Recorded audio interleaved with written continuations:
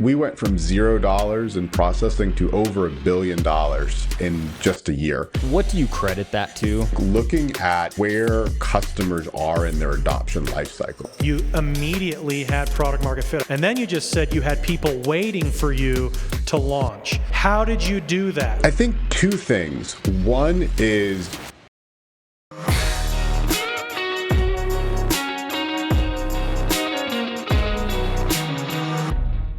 Joshua, it's great to welcome you to the I.O. podcast.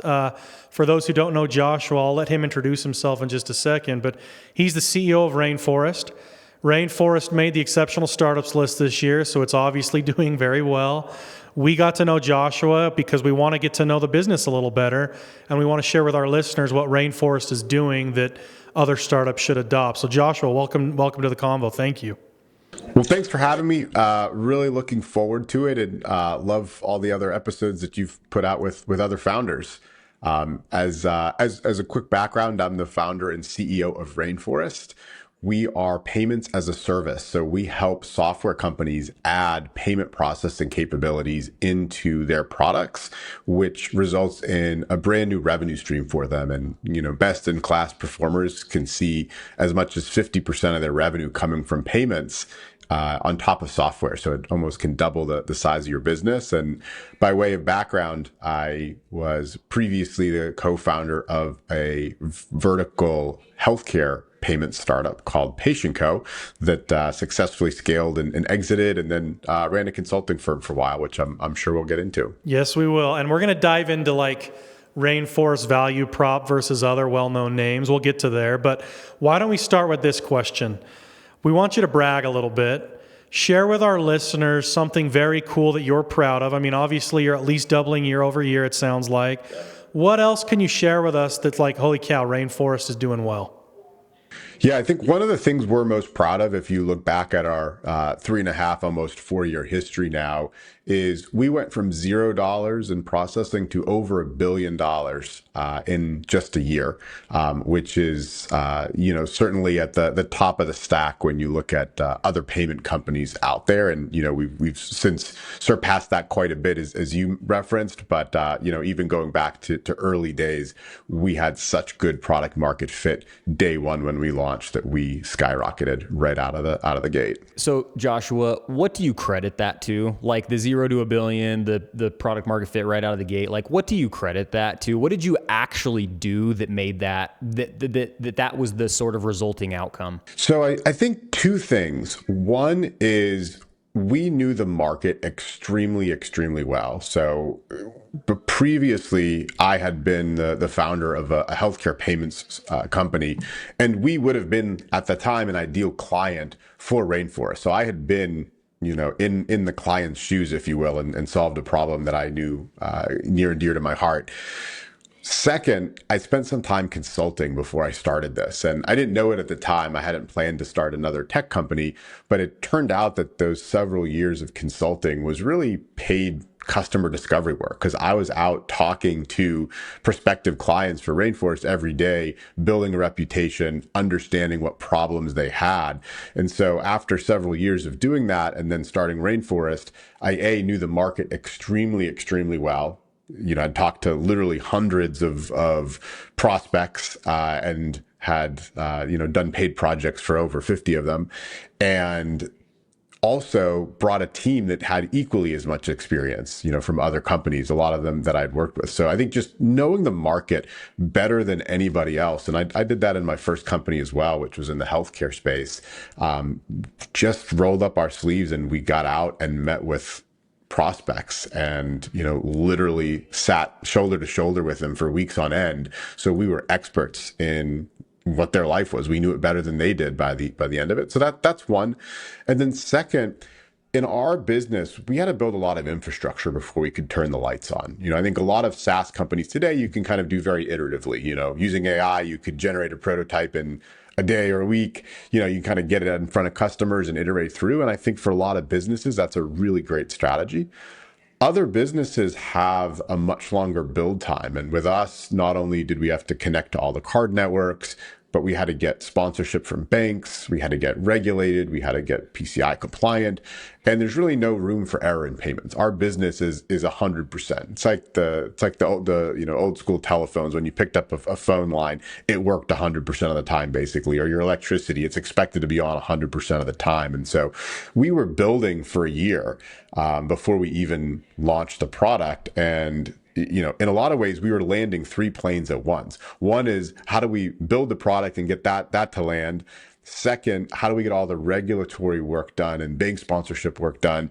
And 3, and this is key, we had lots and lots of customers and prospects lined up ready to go. And they knew we were still building it, but they were ready to take a chance on us. And so we had commercial viability kind of day one as soon as we were ready to go.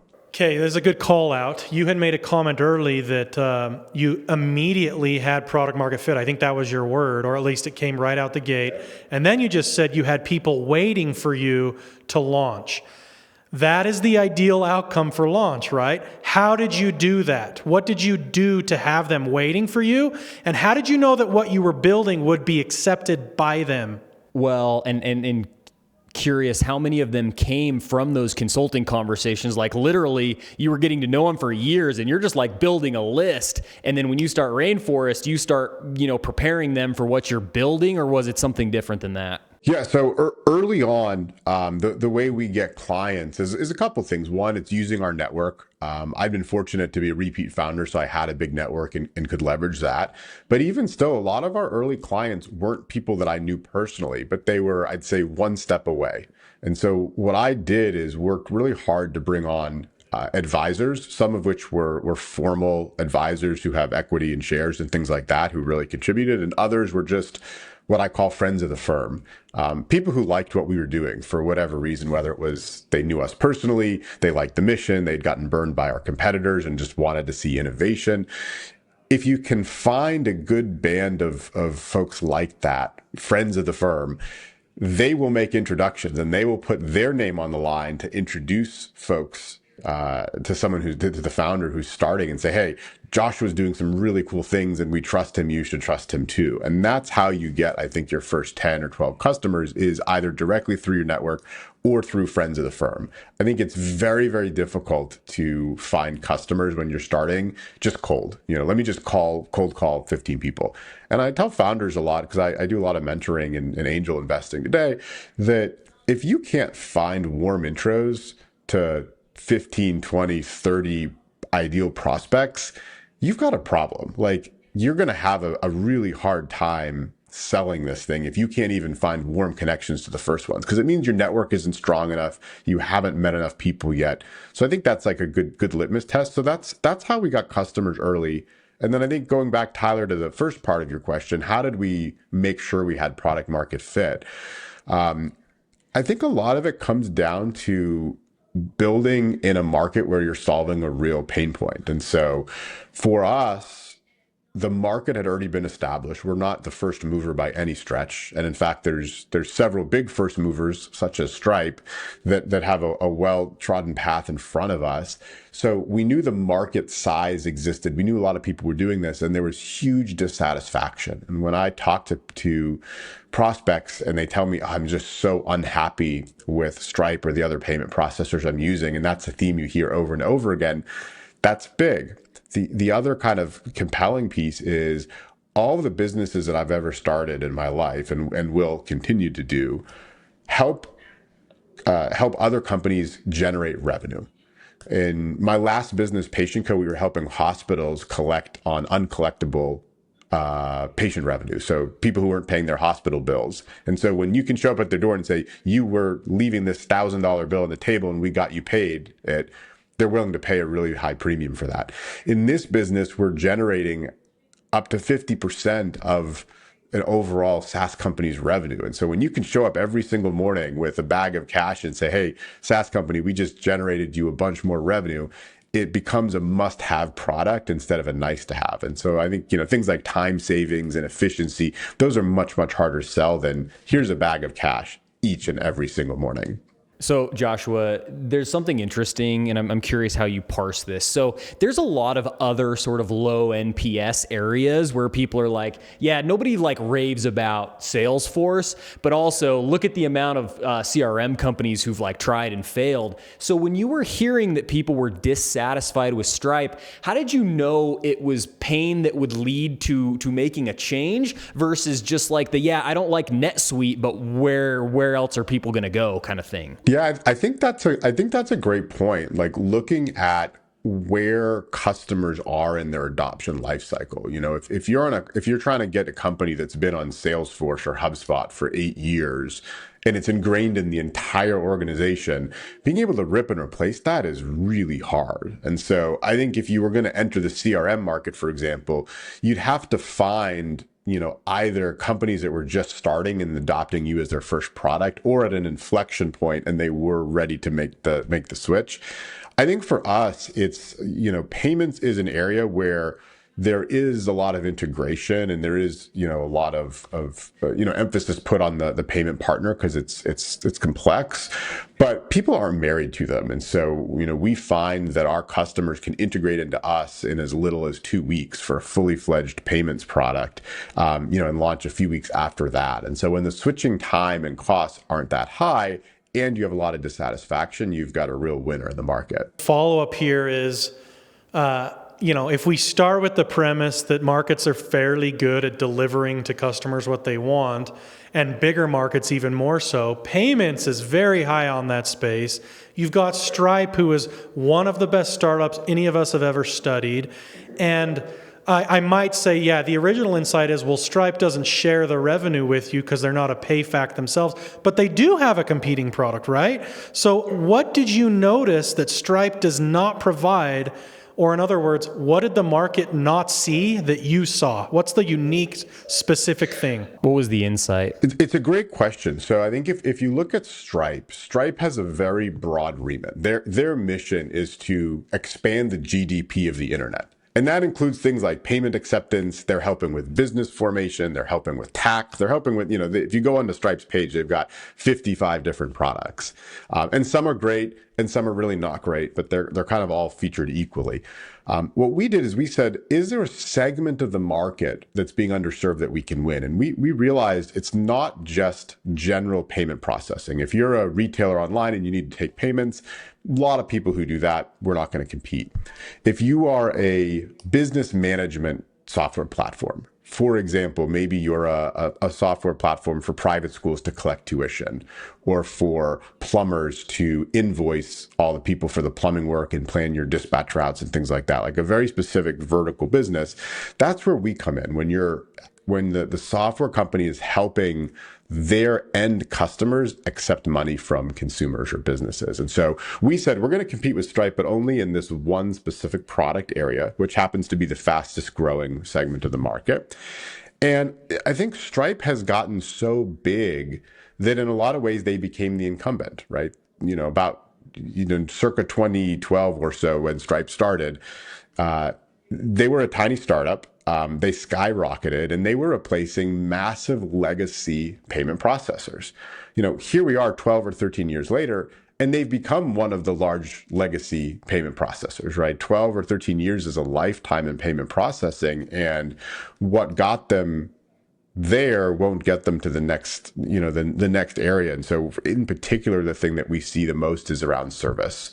They're just so big and serve so many different markets and so many products that entrepreneurs and other leaders at SaaS companies that we serve in the middle market, they just get lost. They're just not big enough to register on Stripe's, radar. But they really need that service, and we're able to provide that service in a highly scalable way. And that is the big difference. Super helpful. So, I'm going to summarize it. It's like, don't take these guys head on.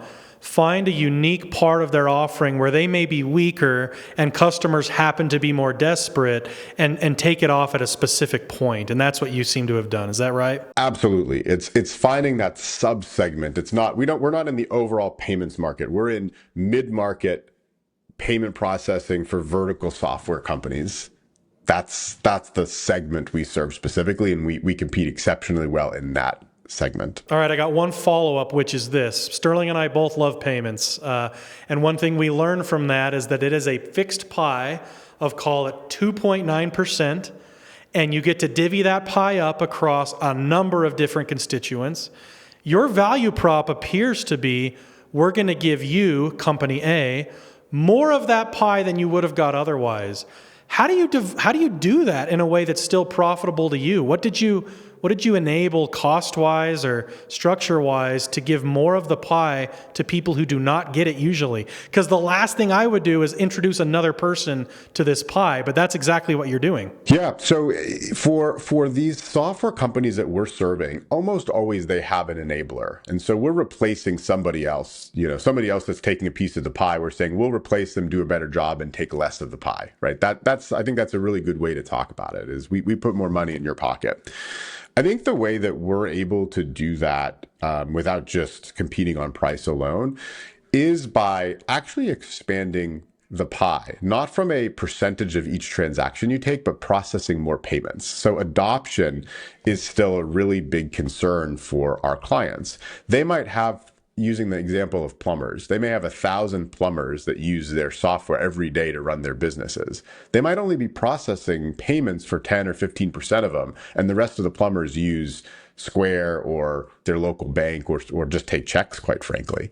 If we can help them increase the adoption from 10% to 20 to 30 to 50 to 80%, or wherever they end up, that generates millions of dollars more for them. So I think in a lot of ways, we actually are expanding the overall dollars available for people to split. So that's one. And second, our model is extremely efficient. When you look at someone like Stripe in their direct business, they're going to SMBs directly and selling payment processing. Now, they don't have a huge sales force doing that at the small scale. It's mostly self-service sign up. But nonetheless, they're kind of treating them one by one by one. And so they would talk about, we have millions of merchants who use Stripe. We, on the other hand, talk about how many software platforms we have, because behind each of those software platforms could be 500, 1,000, 5,000, 10,000, 50,000 merchants. And so it's really a wholesale model, if you will. We wholesale sell transactions to the software platforms, and then they bring the end customers. It's almost like, you go to Costco. Why are Costco's prices cheaper than the grocery store? Well, they've bundled things in a different distribution, right? They're selling a lot of times to restaurants who are then selling end customers. It's the same thing. It's our distribution model is way more efficient than legacy processors who are going direct to SMBs, and that's where it cuts out a lot of the extra hands in the pie. One question that I always have when we're talking to these exceptional startups and the CEOs is, what are the top 3 metrics that you look at religiously to sort of understand the health and trajectory of your business?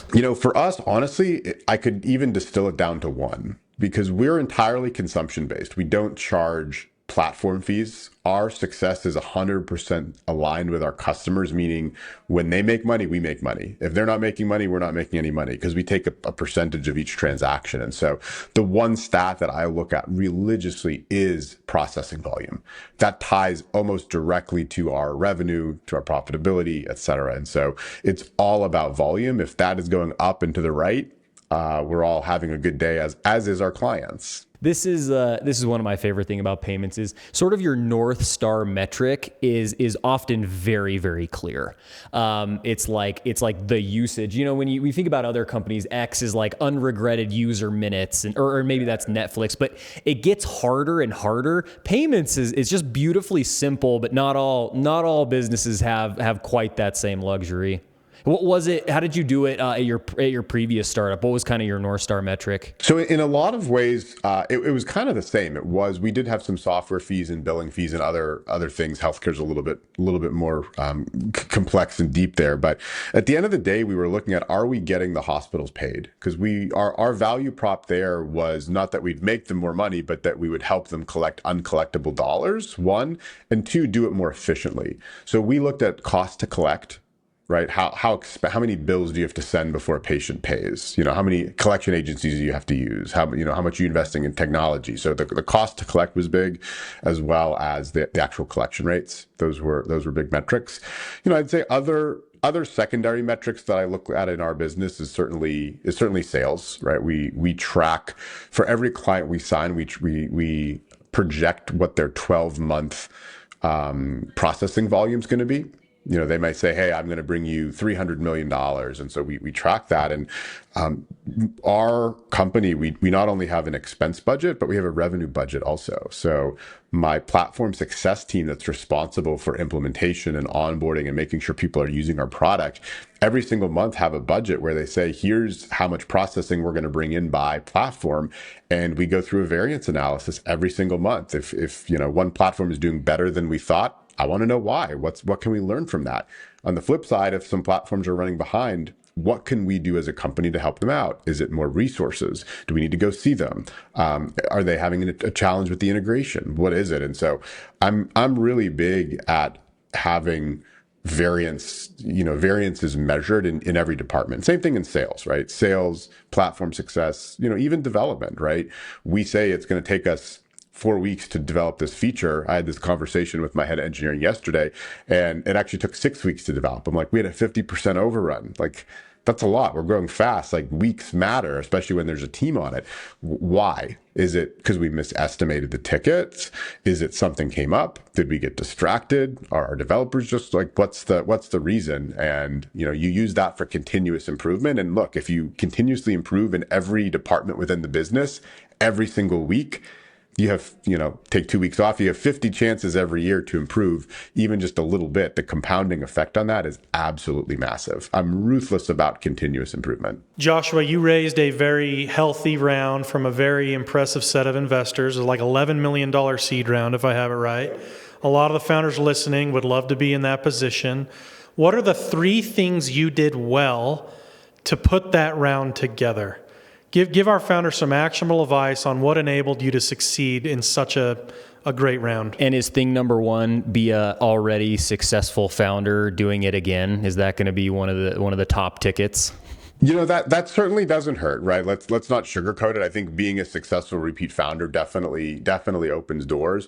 But we've been very fortunate. Not only did we have Excel world-class investor lead our seed round, but we also had Matrix. They put a check into Apple back in the day. That's how long they've been in this business and backed some phenomenal companies over the last number of decades. I mean, 2 of the top 5 firms in the world, or 2 of the top 10. Like, very clearly, you've done a great job there. So I think, beyond just being a repeat founder, which obviously you either are or you aren't, that's harder to change now. What I think you can influence is, we had the story down pat. When I pitched people, they got it very quickly because we knew the main questions they were going to ask. Everybody understands payments, and so you don't have to go into a lot of detail on that. But the number one question, of course, is Stripe is so big and taking market share. How are you going to compete? And I knew that was going to be the main question that people asked. And so we practiced and practiced and practiced and beat up that answer, and we had that down pat. Another thing, I already had a lot of the team either already with me or kind of what I'd call on standby. So when, pending getting the round closed. And so when I was able to go to investors and say, we're in a great market, and I think everybody agreed with that. Here's how we're going to be different and execute better than Stripe is doing today. And they either believe or they don't. I've also got a great team with me, most of whom, by the way, who've worked with me before, but even the ones who haven't, are phenomenal world-class, contributors. When you have 10 people ready to go as soon as you raise the round, all of a sudden the checks start to flow. The last piece of advice I'll give is, even as a repeat founder, I was talking to a lot of investors I'd never met before. I'd never met Excel or Matrix previously, before starting this company. So these were all net new relationships. I'd worked with a lot of other great investors previously, but not this group. I networked a lot with other fintech founders to figure out who I should be talking to. And when an investor hears from 5 or 6 other founders, hey, Joshua's raising a round, you should go talk to him. It creates kind of this whirlwind, of FOMO, if you will, where they want to talk to you. And so I think, figuring out who can be helpful and who can you help in your world is key. Hey, one random ask. Would you be willing to share the seed deck you used to raise this round, maybe redacted or edited with some of our listeners? We can. Actually, interestingly enough, I'm not a huge fan of pitch decks. I actually raise with memos instead. So I write it out, and that gives you a chance to get into the details. I find personally that pitch decks tend to have a lot of fluff sometimes. And I think when you have a really great story to tell with metrics and details, having an investment memo or something like that is actually a better form. But again, your mileage is going to vary. If you have a highly graphical thing you're selling, then obviously you want a visual presentation that makes sense. But yeah, we can share as a follow-up, we can share portions of that investment memo. Cool. That'd be awesome. Well, we have one question that we ask everybody, and that question is this: like, what makes you the way you are? Why are you doing this? And it's like, why start companies? Why do this again? Especially for someone who's seen the movie before. Just sort of what's behind Joshua. Yeah, I mean, a couple things. One is I like solving problems. Like when I just go about my daily life, I always notice the things that are wrong in the world, right? Why is this so inefficient? Why is there like 17 people touching this? Why can't it be faster? It drives people around me nuts. My wife probably most of all. She's like, just let it be, just relax. I was at a restaurant actually last night with a friend, and the service was just terrible. And it really bothers me because I am all about service. I'm like, the restaurant wasn't busy. There was no reason why they couldn't provide great service to us. And it really bothered me. And my friend kind of barely noticed and kind of went about his life. And that just, my brain's always looking for room for improvement. So, when I hear people really unsatisfied with the vendors they have to work with, and there just isn't anybody doing a good job, that was kind of my indication to get this started. And second, I love building companies. When you can create something from nothing and bring a fantastic team together and create almost a work family, if you will, and figure out how do you incorporate all the different personalities together. That drives me. And there's so few people in the world who can do that. And so for the folks who can, I think it's really important to lean in and, go out into the world and innovate. There's, my wife would probably say it's actually a different answer, which is you just couldn't work for anybody else. So this is the last option, unless you want to just, go to the beach every day. If you're going to work, you got to work for yourself. So maybe there's some truth to that as well. Joshua, this has been awesome, man. Thanks for taking the time. For those who are interested in learning more about Rainforest or maybe applying for a job, where should they check out? So check us out at rainforestpay.com. You can also check us out at Rainforest on LinkedIn. I'm super active, post several times a week there. Some of it's payments related, but a lot of it, honestly, is just really good business advice. And so definitely suggest following me on LinkedIn. I'm just Joshua Silver on LinkedIn. Thank you for the time, Joshua. We appreciate it. Thank you. It's been great. Thanks for having me.